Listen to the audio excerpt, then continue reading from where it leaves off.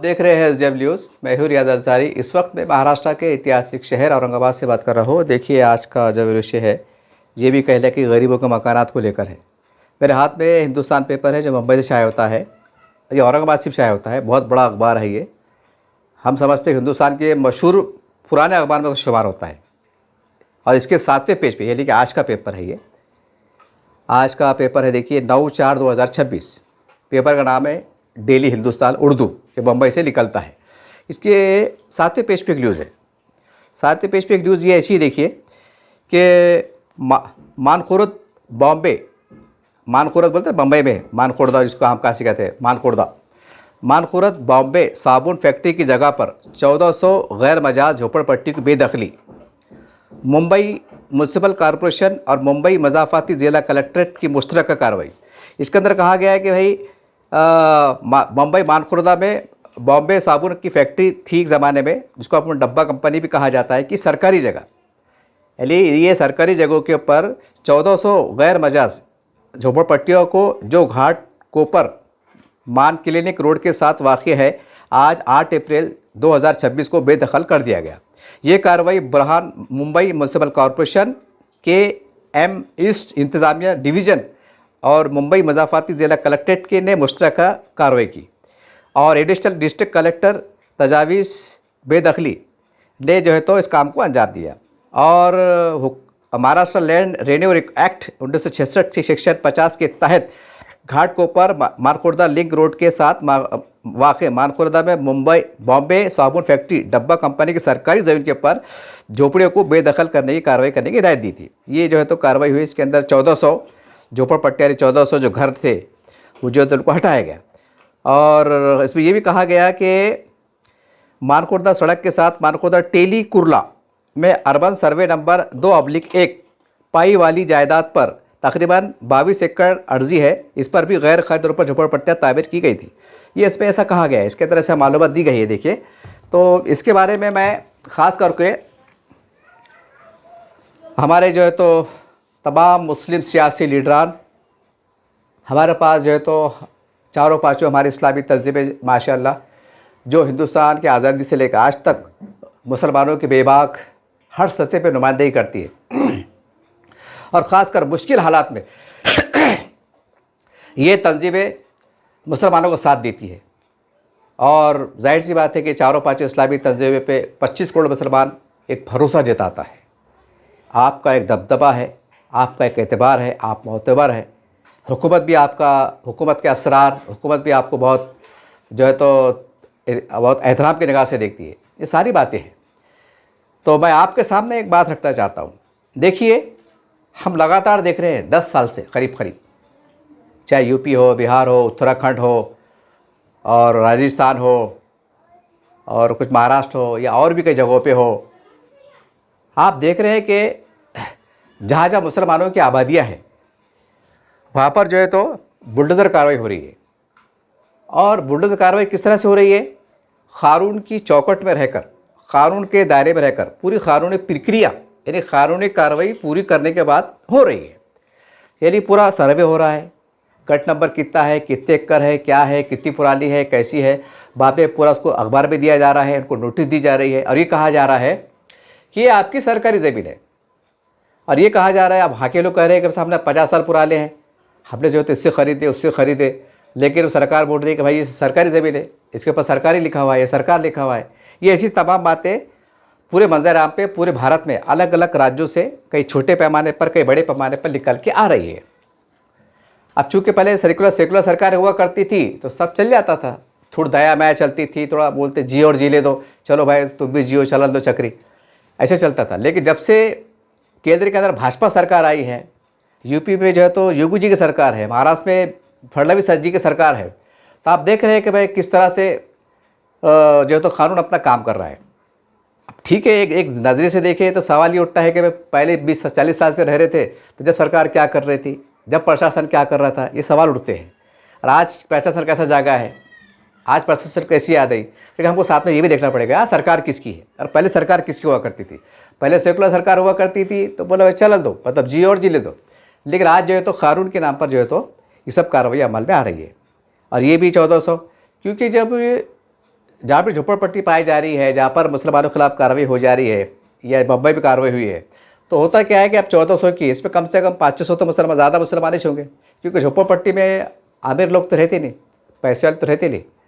अच्छा, उसमें ख़ास बात क्या है कि अगर इसमें हमारे जो आदिवासी भाई है, हमारे दलित भाई है, या और भी हमारे जो पसमानदा तबकात के हमारे भाई है, तो कहीं ना कहीं इनको एक आरक्षण के नाम पर एक ऐसी बेहतरीन एक सुविधा दी हुई है कि ये इनको बहुत आसानी से जो तो सरकार इनके मतलब इन पर दया माया करती है, क्योंकि कानून में ऐसे भले हुए हैं। रमाबाई आवास योजना पहली प्राथमिकता दी जाती है, स्पेशल एक बढ़ावा है कि रमाबाई आवास के अंदर जो है तो बिल्कुल हमारे जो बुद्धिस्ट भाई है, दलित भाई है, जो भी है इनको जगह दी जाती है। स्पेशल कोटे से इनको यहाँ तक कि दलित सुधार कमेटी की तरफ से फंड भी आता है, ये भी आपको पता है। यानी कि मतलब क्या है कि हमारे ये भाइयों को जो है तो कह लें कि एक प्रोटेक्शन मिला हुआ है, राजनीतिक स्तर पर भी मिला हुआ है, कानूनी तौर पर भी मिला हुआ है, संवैधानिक भी है, और सब सत्य में मिल रहा है, और आज भी मिल रहा है और चालू है। लेकिन मुसलमानों का मामला थोड़ा अलग है। अब यहाँ ऐसा है कि आपने देखा कि हाई कोर्ट के आदेश के बाद 4% आरक्षण एजुकेशन में तो जो कोर्ट हमारा मोतबर, वो कोर्ट के बोलने के बाद हमको नहीं मिल रहा, तो इस पर अंदाज़ा लगाइए आप, कि अंदाज़ा लगाइए पढ़ने के अंदर भी जो तो जो उनको देखे नहीं जा रहा कि मुसलमानों ने पढ़ना बोल के, उसके अंदर भी भाई वो ज़ात के नाम पे दे नहीं सकते, ऐसा कोई भी हिले बहाले से उसको लटका के हटा दिया गया। ये आप देख रहे, तो इतने तो बुरे हाल है। मतलब अगर कि थोड़ा बहुत मिल भी रहा कानून के ज़रिए से, तो उसके अंदर भी इतनी अड़चड़ें आ जा रही कि वो उसको सालों साल लग जा रही, यानी एक पीढ़ी ख़त्म हो जा रही, इतने बुरे हाल हो रहे। तो ऐसे हालात में अब जो मुसलमानों को जिम्मेदार है, और ख़ास करके हमारे चारों पाँचों इस्लामी तंजीमें हैं, मेरे आपसे गुजारिश है, क्योंकि इसमें सियासी लीडर ज़्यादा कुछ नहीं कर सकेंगे, कि सियासी लीडर कैसा रहता, अलग अलग पार्टी के रहते, अलग अलग पार्टी गाइडलाइंस रहती, वो बोलते ये नहीं कर रहा, वो नहीं कर रहा। बहुत से लीडर बोलते हमसे पूछ के बयान नहीं देना, हमारे आगे जाला ले, जो भी है वो उसके अंदर क्या होता है कि उनके हाथ बंधे हुए रहते। यानी अगर वो चाहते भी कि हम कुछ करें समाज के लिए, तो उनके हाथ बंधे हुए रहते, वो बोलते भाई पार्टी के आदेश है, ऐसा है वैसा है, जो भी है। तो अब ऐसे हालत में अब हमने क्या करना, चारों पाँच इस्लामी तंजीमें हैं, मेरी इससे गुजारिश है कि आपका नेटवर्क बड़ा है। आज जमीयत उलमा का पूरा नेटवर्क बड़ा है, पूरे हिंदुस्तान में इनके नेटवर्क है, इनके अरकान है, इनके ज़िम्मेदारान है, मेम्बरान है, जमात इस्लामी की मेम्बरान है, जमीयत उलमा अरशद मंदी महमूद मंदी के ज़िम्मेदारान है, अल्हम्दुलिल्लाह तबलीग जमात है, सुन्नी जमात है। भले ये इस चीज़ों से बहुत दूर रहते, लेकिन कह लें कि आपकी भी बहुत करोड़ों तादाद में फॉलोवर है। तो आज जो हालात चल रहे हैं, तो इसके ऊपर हमको थोड़ा उठना पड़ेगा, हमको थोड़ा उठना पड़ेगा, और क़ानून कायदे को भी थोड़ा समझना पड़ेगा। पहले जो चला उसके ऊपर बात करके बहस करके कोई मतलब नहीं आ रहा, बोलते रात गई बात गई। अब नए सिरे से हमको क्या करना है, अब ये पूरा नेटवर्क पूरे धीरे धीरे पूरे देश पे काम कर रहा है कि भाई तुम्हारी ज़मीन इलीगल है, ऐसा है वैसा है, यूँ है। तो इस वक्त मुसलमानों की जो तंजीम है, इनको दो काम करने की ज़रूरत है। एक तो काम हम कर रहे हैं कि जो जेलों में जाते हैं बेकसूर जो भी है, उसके ऊपर जमीयत उलमा काम करती है, छुड़ाने का काम करती है, वकील खड़े करती है, केस लड़ा जाता है, जो भी है 5 साल 10 साल 15 साल छुटके आते हैं, ये भी हम आंखों से देखते हैं, और इसकी खबरें पेपर में छपती है। लेकिन इसके साथ साथ अब वक्त आ गया है कि चारों पाँचों, बल्कि इसमें तबलीगी जमात है, सुन्नी जमात है, ये भी इसमें इन्वॉल्व हो, और एक मुश्तरक मिशन के अंदर काम करें आप कि भाई घरकुल योजना, एक अच्छा सा नाम दें आप, कोई प्यारा सा नाम दें आप कि भाई वक्फ घरकुल योजना, जैसा वक्फ के पहले भाई हम जो है तो चलते वक्फ बोर्ड जैसा ज़मीन दे देते हैं, ऐसा कुछ नाम रखो, या कोई इस्लामी नाम रखो, या कोई प्यारा सा नाम रखो, मशवरा करो, और वो स्कीम जो है तो पूरे भारत में हर राज्य के अंदर उसको चलाई जाए।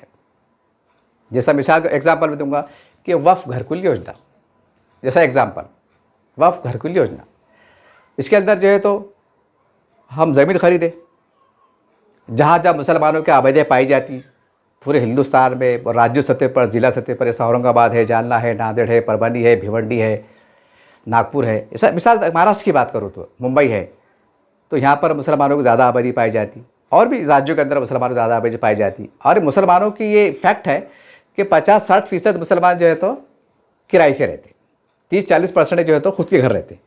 अब इनकी मजबूरी रहती है, बच्चे पढ़ते, कहीं लिखते, किसी कारोबार रहता, रोज़ी पाली का मसला रहता, वो बोलते हैं अगर हम यहाँ से घर खाली करेंगे तो हमारा रोज़ी पाली इस पर चली गई, यहाँ रहेंगे तो हमको काम भी चलेगा, सारी बात होंगी। ये बहुत मजबूरी आई है, ये सारी बातें हैं। तो इसके अंदर मेरी एक आपसे अदबन गुजारिश है कि देखिए आप हालात इतने बिगड़ गए, इससे पहले के मतलब बोलते रहा कि जब आप जागे, तो जब जाग के कसम खुदा के मतलब नहीं है, ये जो मात बोर्ड है ना, ये आने वाले 10-20 साल के बाद काम होने से वाला है। बिल्कुल ये काम 100% शायद हम जिंदा नहीं रहेंगे, लेकिन ये वीडियो जिंदा रहेगा, ये काम होने वाला है। लेकिन अक्लमंदी का तकाजा क्या है कि वक्त से पहले हम तैयारी करें, उसको बोलते हैं अक्लमंद इंसान। और आप भी पढ़े लिखे लोग हैं, हालात क्या चल रहे हैं आपको मालूम है, हमसे बेहतर आपकी दूरअंदेशी रहती, आपकी निगाहें, आपकी सोच बड़ी वसी रहती, आप दूरअंदेश लोग हैं। तो खुदारा ये प्रोजेक्ट को हाथ में लीजिए। मुस्लिम पर्सनल लॉ बोर्ड के अंतर्गत एक ऐसा हंगामी मीटिंग लीजिए, उसके अंदर सियासी लीडरों को इन्वॉल्व कीजिए, इनको आप शामिल कीजिए और इंडिया लेवल पर या स्टेट लेवल पे एक अकाउंट खोलिए और तमाम लोगों को बोलिए कि भाई इसके अंदर पैसा डालिए, सदका, खैरात, ज़कात, अतियात, मदद बोल के डालिए।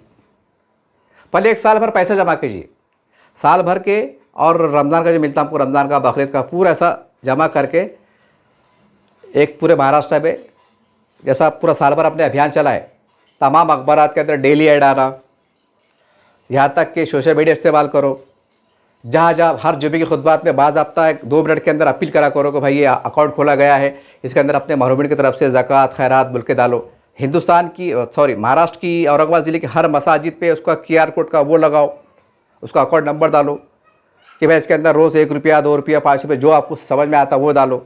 एक पहले ऐसा एक ढांचा खड़े करो, उसके बाद जो है तो पूरा साल भर में क्या पैसा जमा हो रहा, 25 करोड़, 50 करोड़ जो भी है, तो उसके बाद डिसाइड करो कि भाई कहाँ पर मुसलमान ज़्यादा परेशान है। जैसा औरंगाबाद है, औरंगाबाद में आप जो है तो एक 20-25 एकड़ ज़मीन लो, उसको पूरा कानून कायदे से जो लीगलाइज होती है, मंजूरी होती है, और इसमें सरकार की मदद लो कि भाई हम आपकी मदद कर रहे हैं। भाई आप घर की योजना दे रहे, 17 तमाशे कर रहे, 1 लाख दो, 2 लाख दो, फिर ये ली होला, वो ली होला, इधर से होला, पीछे से आओ, सामने से आओ, इतने 17 तमाशे कर रहे बोला तुम, तो कम से कम तुम्हारा काम हम आसान कर दे रहे ना। हम ज़मीन लेके गरीबों को, बेघरों को बसाने का काम कर रहे हैं, जबकि ये रोटी कपड़ा मकान देना आपकी नैतिक जवाबदारी है। तो आपका बोझ हम हल्का कर रहे हैं। अब यूँ भी तो आप घर पर, जिसको आप घर दे रहे, आप क्या कर रहे हैं, 2.5 लाख की सब्सिडी दे रहे ना, तो हमने 20-30 एकड़ ज़मीन ली है, तो हमको इस पर जो तो कुछ माफ़ करो। तो GST रहता, वो क्या रहता ना, वो मतलब रेडियो का टैक्स रहता, क्या रहता, इसके अंदर कोई ऐसा लचक दो कि भाई इसके अंदर वो तमाम टैक्सेस माफ़ करे, ताकि हमको कम खर्चा आए, और जो हो गया। अब जैसा आपने एक एग्जांपल में दे रहा, औरंगाबाद के अंदर आपने जैसा चिकन ठाने के आसपास बोले कहीं भी एक 20-25 एकड़ ज़मीन लिए। अब 20-25 एकड़ में कितने घर बनते, 20-22 कितने प्लाट निकलते, मुझे उसका आइडिया नहीं है, वो जो भी निकलते, ठीक है। तो एक प्लाट कितने में पड़ा, मिसाल तौर पे वो 5 लाख में पड़ा, एक मिसाल बता रहा हूँ, 5 लाख पड़ा, ठीक है। पेपर में ऐड दे लेगा इस पर बाज़ाब्ता कि भाई आपने अपने फॉर्म भरो, जो बेघर लोग हैं। फ़र्ज़ करो आपके प्लाट निकले समझो 5,000, ठीक है, 5,000 आपने प्लाट लिख ली, और उसके वास्ते आगे एप्लीकेशन 15,000, कोई बात नहीं, उसका कुरानंदाजी कर लेगा अल्हम्दुलिल्लाह उलमा कराम की निगरानी में अच्छे अंदाज से, और जो भी है 5,000 की पहले खुरानी कर लेगा, और बोल रहा भाई ऐसा कुछ वो नहीं है, ये रजिस्ट्री सब, और वहाँ पर ख़ास बात क्या है, ज़मीन लिए बात वहाँ पर रास्ते बनाओ, सीमेंट के बनाओ, लाइट लाओ, खंबे लाओ, आमदार निधि से इससे उनके पास जाओ कि वल्ला भाई देखो गरीबों का काम है, ये है वो है, और हम आपका काम आसान कर रहे हैं, तो आपकी निधि में से थोड़ा दो, खंभे के वास्ते पैसे दो, लाइट के वास्ते दो, कुछ रास्ते वास्ते दो, कुछ महानगर पालिका से लो, कुछ जिला कलेक्टर साहब से नुमाइंदे करो, क्योंकि हम एक आपका काम आसान कर रहे हैं ना। रोटी कपड़ा मकान देना सरकार की जवाबदारी, अब हमको इतना मदद कर रहे हैं तो आप थोड़ी मदद करो। तो रास्ते, ये सीमेंट के रास्ते, खंभे, ये वो ड्रेनेज लाइन, ये सेफ्टी टैंक क्या रहता, अगर कई साइड से करीब है, अगर जोड़ सकते ड्रेनेज की पाइपलाइन तो उसमें जोड़ने का प्रयास करो, या नहीं तो सेफ्टी टैंक बहुत बड़ा बड़ा बना लो, ताकि पूरी आबादी का वो बैतुल खला का जो तो पानी, गंदा पानी, ये उस पर जमा हो जाए, ये करो। और ख़ास बात क्या है, उसमें मस्जिद का एहतमाम तो रहता है, एक खबरस्तान 2 एकड़ जो भी खबरस्तान का भी एहतमाम करो कि उसको करो। और ख़ास बात क्या है कि अब ये बहुत बड़ा पॉइंट बोल रहा है आपको, ये हमारे 4-5 इस्लामी तंजीम सूबेदार इस पर बहुत गौर फरमाए आप।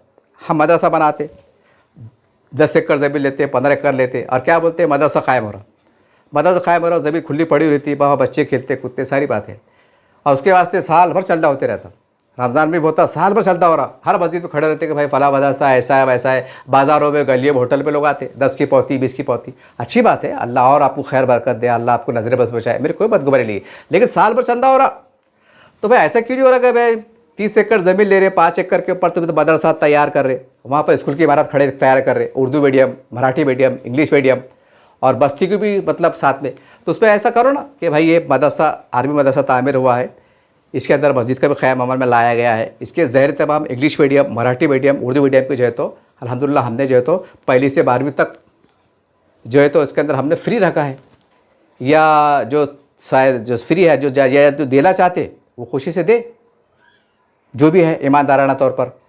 तो हम और इसके साथ जो है तो हमने ज़मीन ली है, ज़मीन के अंदर जो है तो गरीब मुसलमानों को हमने वो करे है।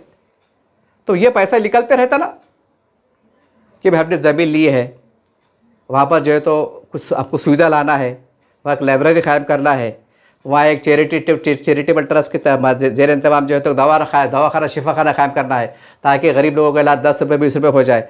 तो ये हम मदरसे की निगरानी में वहाँ जब बाजू बस्ती बसेगी, 2-3 हज़ार लोगों की बस्ती बसेगी, तो ये हम फलाही इंतजाम करें ना। जैसा मदरसा चला रहे ना, साल भर चला रहे, उसके ऊपर लाखों हज़ार रुपये चलता आता, लाखों रुपये का आता, तब ये भी कर सकते ना कि वन टाइम के अंदर जो है तो ज़मीन ली है, सबने 30 एकड़ ज़मीन ली है, 5 एकड़ पे जो तो मदरसे के अंदर एक जो तो एक कॉलेज पहली से मराठी उर्दू का कायम करो, एक दवाखाना भी कायम करो, उसमें 1 आध एकड़ पे 1.5 एकड़ पे जो भी मुनासिब हो जो तो जो खबरस्तान में निकालो, पूरा प्री प्लान काम करो, पूरा सेटअप गेटअप करो, उसको 6-7 महीने क्यों लगते हैं। उसके बाद जो है तो ऐलान करो कि भाई यहाँ पर प्लाट जो लेने वाले हजरात है, अल्हम्दुलिल्लाह यहाँ पर मदरसा शुरू है, यहाँ पर स्कूल भी पढ़ाया जाता है, अल्हम्दुलिल्लाह यहाँ के बच्चे स्कूल भी पढ़ेंगे, स्कूल में फ्री है, अरबी मदरसे के अंदर खाना पीना फ्री, सबके बच्चे हाफिज़ बन सकते हैं, आलिम बन सकते हैं, साथ में जो तो मराठी मीडियम उर्दू मीडियम के कॉलेज भी है, स्कूल भी है। तो अच्छा प्लान जाएगा, क्योंकि हमारी छवि कैसी बनी हुई इस वक्त मदरसों की, अरे बाप मदरसे आतंकवादियों के अड्डे, वो टोपे बड़े बड़े दाढ़ा पैजामे और पूरे इस्लामी ड्रेस, और ऐसा लग रहा है कि गन लेके घूम रहे हो। हालांकि बेचारे मिसवाक लेके घूमते हो, मिसवाक, लेकिन क्या बोलते हो, गन लेके घूम रहे, ऐसा पता नहीं कैसे कैसे आरोप लगाते। तो जब ये हाँ ऐसा कंसेप्ट पेश करो कि जहाँ भी मदरसे कायम हो रहे हैं, वहाँ पर कॉलेज भी कायम हो रहा है, वहाँ पर स्कूल भी कायम हो रहा है, वहाँ पर आबादी को बसाया जा रहा है, गरीबों के लिए जो है तो सस्ते में प्लाट दी जाते हैं इंस्टॉलमेंट से, और वो पैसा इंस्टॉलमेंट से लेके जो है तो फिर और कोई प्लाट लो। अब चूँकि जैसा आपने सदका खैरा जमा करे, करोड़ों रुपये जमा होगा, बराबर है, लेकिन हम क्या कर रहे हैं कि अब इसके अंदर एक वो करो, जैसा 5,000 का जहाँ 5,000 प्लाट है आप दे रहे, अब कोई आ गया एक साहब मैं बेवा हूँ, मेरा सर्टिफिकेट है, मेरे 2-3 बच्चे हैं, ठीक है, तो उसको थोड़ा डिस्काउंट दो कि भाई आपको जो है तो 1 लाख 1.5 लाख का डिस्काउंट दिया जाता है, या 2 लाख का डिस्काउंट दिया जाता है, क्योंकि आप बेवा है, आपके बच्चे यतीम है, आपको 2 लाख का डिस्काउंट दिया जाता है, और आप रहिए। और उनको बोलिए कि भाई आपकी सहूलत के हिसाब से पैसे भरिए। जैसा कि गवर्नमेंट का रूल क्या रहता कि भाई 5,000 भरना, 7,000 भरना, 10,000 रुपये भरना, आपको 10 साल फेरना है, तो उनको ऐसी छूट रखी है कि बोलना बाजी खाला ये आपको घर, ये आपको अपने प्लाट दे दिए, यहाँ पर आप कच्चा पक्का टीरों का बनाओ, रहो, रास्ते डायलीज ये वो लाइट वाइट सब सुविधा है, आप आराम से रहो, जैसा अल्लाह आप नवाजेंगे, आपके बच्चे जवान होंगे, अल्लाह ने नवाज दिया, तो बच्चे के जब बड़े हो जाएंगे तो फिर कच्चे टीरों को मकान को RCC बनाओ, क्या फ़र्क पड़ता, होता ना ऐसा भी, तो रहो। और जैसा पैसा आया आपके पास, बेवाओं को ये छूट देना कि जैसा आपका पैसा आए, जैसा मैं उनका हफ्ता बैठ रहा 5,000 का, वो बड़े भाई मेरे पास खाली 1,000 रुपये, लो बाजी भाई मेरे पास 500 रुपये है, लो बाजी, ज़बरदस्ती कर ली, क्या खाला क्या बाजी 5,000 का हफ्ता है ला, तुम 1,000 रुपये दे रहे पास, ले बेवा है ना वो, और अपन कौन से जेब से दे रहे, सदका खैरात जमा कर रहे ना अपन, तो इसमें इतने टाइट मारने की अड़ाने की क्या ज़रूरत है। और सदका खैरात के नाम पे लोग ले रहे ना, आप क्या बोल के ले रहे, गरीबों को राहत देंगे, तो उसके अंदर इतने झंझट क्यों, कोई बात नहीं बाजी दो।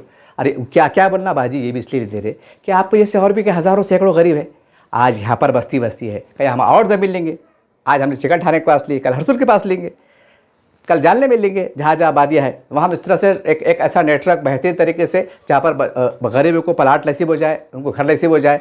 और उसके अंदर जाहिर सी बात है, जब आप प्लाट ज़मीन लेंगे तो उसके अंदर 7-12 वो ले आउट दे आउट क्या क्या रहते तमाशे पूरे मतलब पूरा सिस्टम में बैठा के कर लेगा।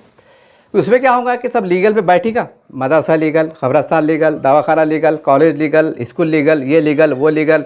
तो कल को आने वाले वक्तों में बस लीगल कहलाती ना, फिर सरकार ये चीज़ बोलती बुलडोज़र क्यों, तो बोले सरकारी ज़मीन है, अब सब लीगल रहेगा तो क्या को बुलडोज़र रहेगा।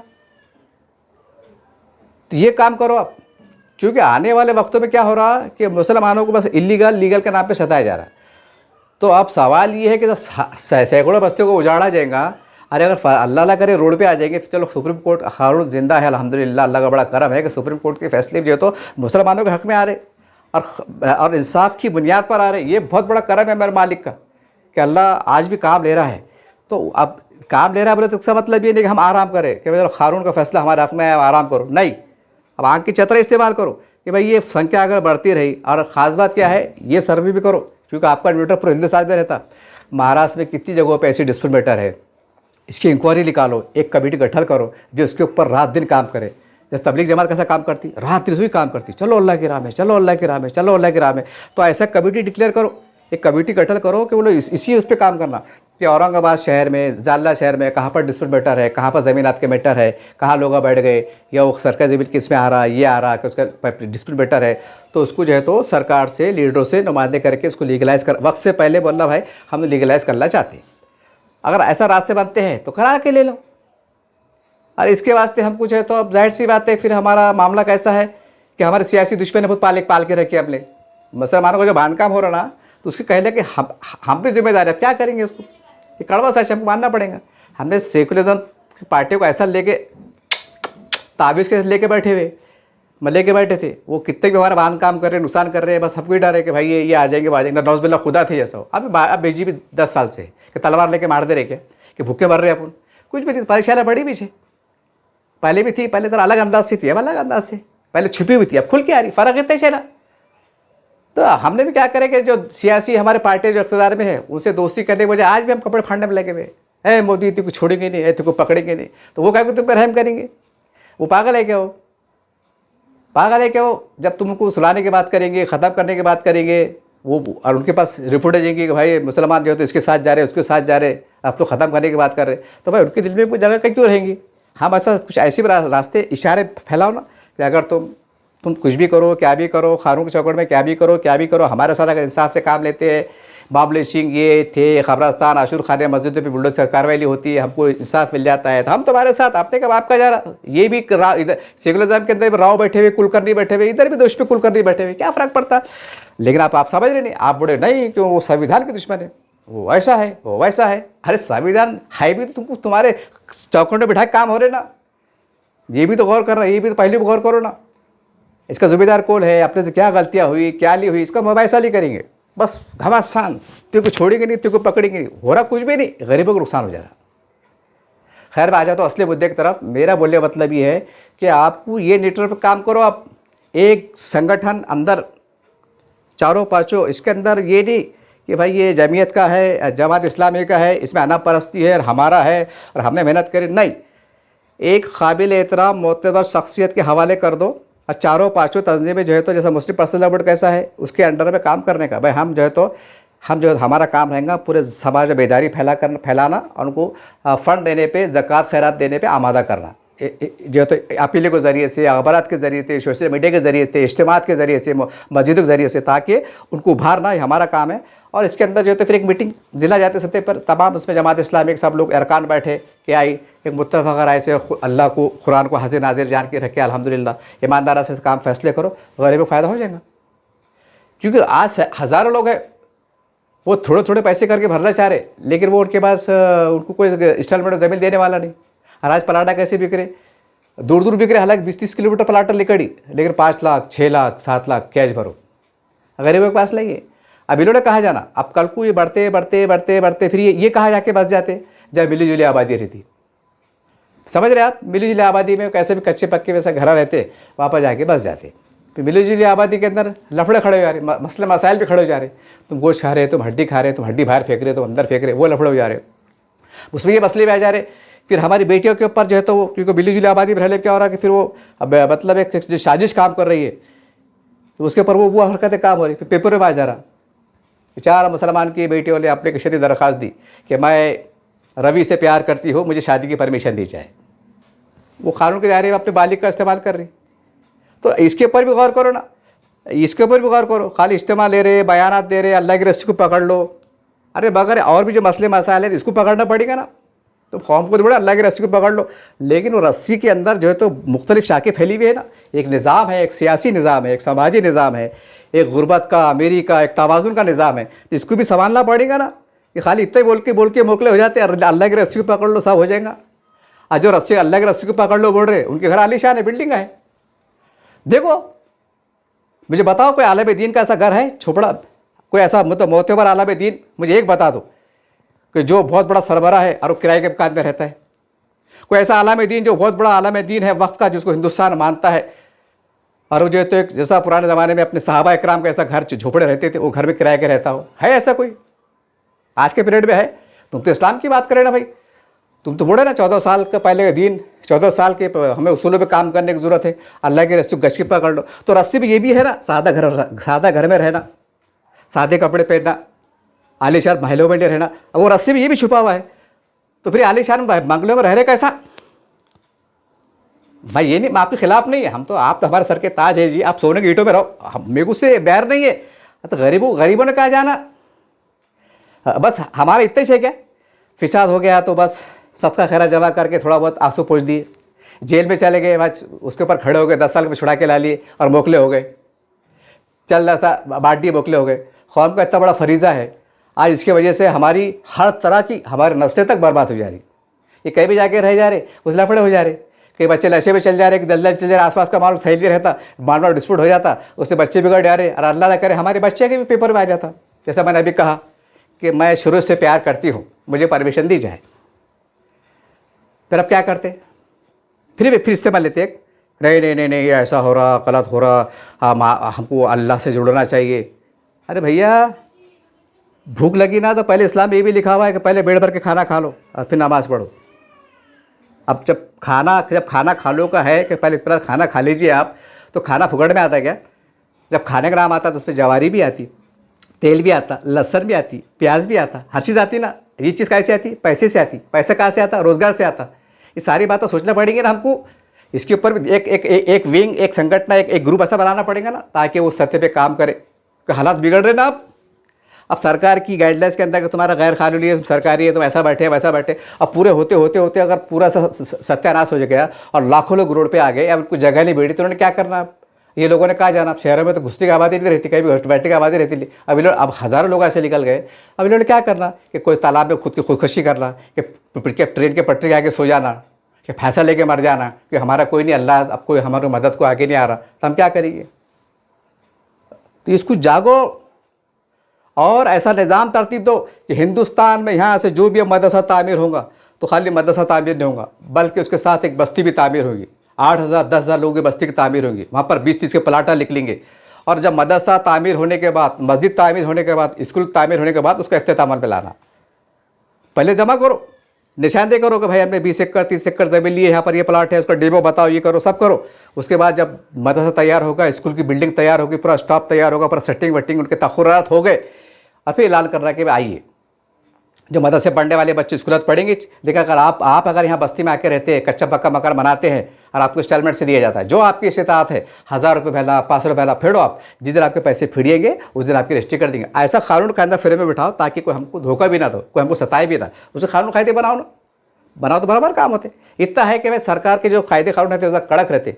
5,000 इंस्टॉलमेंट देना है तो देना ही चले, तो आप डिफॉल्टर में आ जाते हैं। यहाँ वैसा नहीं रहेगा क्योंकि पैसे सबके खैरात के जमा करे हुए हैं, तो भाई दो, तुम्हारे हिसाब से दो। जैसा मैं कोई बड़ा 3 साल में फेड़ूंगा, उसको लगे 6 साल 3 साल, तो अपने कब आपका जा रहा, सर सबके खैरात का पैसा है। बोलते रहेगा प्यार से, देखो भाई साहब दे दो। और वो पहले वो खुद बोलता ना, मेरे घर में बच्ची बीमार है, मेरी बच्ची की शादी है, कल को शादी, अचानक शादी पकड़ लिया मैंने साहब, उसको 1,00,000-1,25,00,000 रुपये लग रहे, मैं नहीं दे सकता 6 महीने पैसे आपको। जब आप आंखों से देख रहे तो अपना काम ढहम करने का, हमारी बच्ची उठ रही ना, अगर हम वहाँ भी अड़ा के देखिए गलत बात है ना, तो बच्ची का और उड़ी आती। फिर अगर हमने बच्ची उठने मदद नहीं करे ना तो बच्चे को और उठा लेता, फिर पेपर में आता लव मैरिज। फिर क्या करते, विश इल्ला माशाअल्लाह, अल्लाह रहम कर, अल्लाह रहम कर। और अपन क्या कर रहे, अल्लाह तो रहम कर रही था। अकल नहीं है, समझ नहीं है, ये काम नहीं कर सकते, खाली मदरसे के वास्ते फंड इकट्ठा कर सकते, करोड़ों अरबों रुपए की मस्जिद तामीर कर सकते, गरीबों के वास्ते नहीं कर सकते। शिर्क है, हराम है, बिद्दत है। हिंदुस्तान में हालात क्या चढ़े, कैसे कैसे हालात से सताया जा रहा, इसके ऊपर अल्लाह अमल तैयार नहीं करते। और आपने कहा कब करेंगे, जब फला फिंडा होने के बाद, जब रोड पे आ जाएंगे, पूरे तबाह बर्बाद हो जाएंगे, फिर जाएंगे अरे माशाअल्लाह इतने 10 लाख लोग मुसलमान रोड पे आ गए, इनको घर नहीं है। अच्छा। फिर हम क्या करते, एक ज़मीन देखते। कब देखते, जब उनकी सफ़ेद दाढ़ा हो जाएगी, वो खबरों में चल जाएगी, मेरे बेटे की इज्जत की पामाल हो जाएंगी, नस्लें बर्बाद हो जाएंगी। जब भटकती फिरेंगे तो उनको स्कूल और कॉलेज नसीब नहीं होंगे, वो अनपढ़ जहल रह जाएगी। जब जागते और ये बोलते हम बड़ी कौम है, हम बड़े, हमारे इस्लाफ ऐसे थे। अरे अपन क्या है, हमारे ऐसे चिल्लर तुम्हारे पैर की पैर की धूल भी नहीं है मैं, तो मेरे दिमाग में इनकलाबी सोच पैदा हो रही। तो आप क्या कर रहे, वही कर रहे, शिवसेना बदमाश है, ये बदमाश है। अरे छोड़ो जी इनकी तो ऐसी कम तैसी, अपना क्या है देखो ना, कौम क्या जा रही है उसको संभालने की वो करो, तैयारी करो ना। अल्लाह है ना, अल्लाह नहीं है यहाँ, अल्लाह याद नहीं आता अल्लाह संभालने वाला है। छोड़ो उनके हाल पे, हमको कौम को संभालना है। दोगले पाना के पता बात हो जा रही ना, ऐसा होता अल्लाह है, वैसे होता रस्सी पकड़ लो, न तो बकेट पकड़ लो, न तो बदासा पकड़ लो, क्या ये। और क्या तो बोले हमने 9:30 हुकूमत करे, और करके अल्लाह हमको हुकूमत नहीं दे रहा।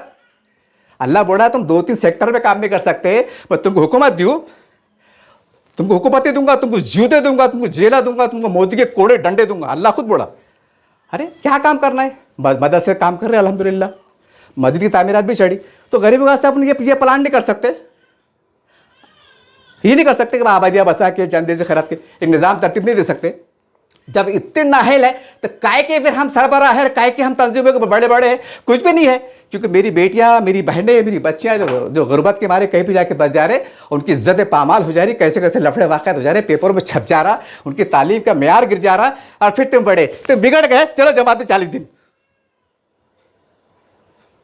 कुर्बानी दो ना। अपने घर देखो, अपने बच्चे क्या पढ़ रहे, कितना पढ़ रहे, कितना खर्चा आ रहा, अपन कहाँ रह रहे, उसका किराया कितना है, बिल्डिंग है कि 4 माला है, ये भी देखो ना। उसके बाद गरीबों को देखो ना, कि खाली स्टेज पे आके सुभान अल्लाह, माशा अल्लाह, अल्लाह तबारक अल्लाजी ये बोलते क्या बस। तकलीफ हो रही साहब, ये मत बोलिए कि मैं बदतमीजी से बात कर रहा हूँ, मुझे वो तकलीफ हो रही है क्योंकि हम ऐसे ऐसे वाक़यात देख रहे हैं, हमने सामने हमारे बेटे की इज्जत पामाल हो रही है गुर्बत के मारे। और तुम मदरसे बनाओ, मस्जिद बनाओ, बस वही काम करो। बस्ते पे हम घूमते, तुम नहीं घूमते, तुम आते सालमे का इस्तेमाल लेते, मोकले हो जाते। तुम नहीं घूमते, हम घूमते। नहीं मेरे साथ चलो, बताता तुमको मैं कैसे कैसे लफड़े हैं। जब बोले अल्लाह माशा अल्लाह सुभान अल्लाह, बड़े दर्द के साथ कहा, खुदा इस तजवीज़ पर अमल कीजिए क्योंकि आप बड़े हैं। अगर मैं जमीयत का बड़ा रहता ना, पहले काम कर लेता था, है अल्हम्दुलिल्लाह, लेकिन बड़ा नहीं हूँ साहब। मैं भी काम करूँगा कुछ तंजीम जुड़ के, शुरुआत करने वाला ज़रा अच्छा होने के बाद। लेकिन आप जमे हुए हैं, आप चाहे तो बहुत कुछ कर सकते हैं, गरीबों को भला हो सकता है। जब बस्तियाँ बसेगी तो मस्जिद भी आबाद होंगी, कब्रस्तान भी आबाद होंगी, तालीम गाह भी आबाद होंगी। एक माशरा छोटी बस्ती में तश्कील पाएगा, खूबसूरत माशरा, लीगलाइज कानूनी तरीके से बस्ती आबाद होंगी, कभी बुलडोजर चलेगा नहीं, एक सेफ्टी का माहौल रहेगा। करो, आगे अल्लाह है ना, आगे अल्लाह है, जितना अपने हाथ में जितना दिख रहा है उतना तो करो, बाद में अल्लाह है, उसका रसूल है ना। एक दर्द था, एक पैगाम था। मैं उम्मीद करता हूँ कि आप बहुत संजीदगी से उसको लेंगे, वरना याद रखिए वो अल्लाह रब्बुल आलमीन है। जैसे किताबों में लिखा हुआ है उलमाए हक़ और उलमाए सू, इसके ऊपर बहुत गौर फिक्र करने का वक्त आ गया है कि उलमाए हक़ कौन है और उलमाए सू कौन है। ऐ मुसलमानों, गौर करो, फिक्र करो, उलमाए हक़ कौन है और उलमाए सू कौन है। और जो हक़ का दावा कर रहे हैं उनका मियार क्या है, उनका रहन सहन का है, उनका क्या मामला थे, इस सब हमको वो करना पड़ेगा। जब अल्लाह रसूल की बात कर रहे तो हमें वो मियार हमारे पास है कि सहाबा का था, जो झोपड़े में रहते थे। यहाँ तो ऐसी है, यहाँ तो कुछ है। मैं फिर कह रहा हूँ कि मुझे कोई बदगुबारी नहीं, अल्लाह आपको और नवाजे। सिर्फ मेरा ये बोलने का मतलब है कि आपकी एक तदबीर की वजह से लाखों लोगों को घर नसीब हो जाएंगे। आपकी एक तदबीर की वजह से कई मुसलमानों की बस्तियाँ जो हमेशा कानूनी तौर से आबाद हो सकेंगी। और ऐसा निज़ाम तरतीब दो। बात ख़त्म करने से पहले आखिर में अपील करना चाहता हूँ कि यहाँ से एक निज़ाम तरतीब दो कि जहाँ भी हम मदरसा क़ायम करने जा रहे हैं तो वहाँ की ज़मीन हम इतनी ना ले, भले दूर ले, 30 एकड़ ले, 50 एकड़ ले, 100 एकड़ ले, जैसा भी ले, और ये ऐलान करे कि ये फला मदरसा क़ायम होने जा रहा है और यहाँ पर 3 मदरसे स्कूल चलेंगे, high school, Urdu medium, Marathi medium, English medium, अल्हम्दुलिल्लाह, ताकि हमारी बेटियाँ, हमारे बच्चे अच्छे डॉक्टर, इंजीनियर बन के उभर के निकले। और उसी के बाजू जो है तो 2000 का 30,000 की बस्तियाँ जो इंस्टॉलमेंट पे दी हुई है, जो रह रहे हैं, आराम से रह रहे हैं। और बस्ती के बाजू मदरसा है, मस्जिद है, कब्रस्तान है, हर चीज़ की सहूलत है, शिफा खाना है, दवा खाना है, जो सदक़ा के ज़कात के ज़ाबित चल रहा है। ऐसा हमको एक इनकलाबी सोच से चलना पड़ेगा साहब। ये बंद करो, ये ये आ रहा बांट रहे, पूरा नहीं आ रहा बांट रहे, पूरा नहीं, करोड़ों अरबों रुपए चल जा रहे, समझ में नहीं आ रहा। फिर मुसलमान के लकीर के फ़कीर फिर जो भीख मांग रहे, फिर वो आ जा रहा, साहब मुझे गए साल ज़कात दी थे ना, मुझे हर दो, साहब गए साल ज़कात दी थी और दो। अरे क्या है ये हमारे पास निज़ाम, कौन सा निज़ाम चल रही है, कैसा निज़ाम चल रही है कि औरंगाबाद में लोग जो तो हमारी इज्जत पामाल हो रही है, गरीब गोरबा मौजूद है और हमारी ज़कात जो तो कभी कश्मीर को जा रही, कभी जो तो यूपी में जा रही, बिहार में जा रही। अरे क्या है ये, कुछ सिस्टम तो पैदा करो, कुछ सिस्टम से पैदा करो। बोलते ना कि या शेख अपनी देख, पहले अपना देखते कि बाहर का देखते।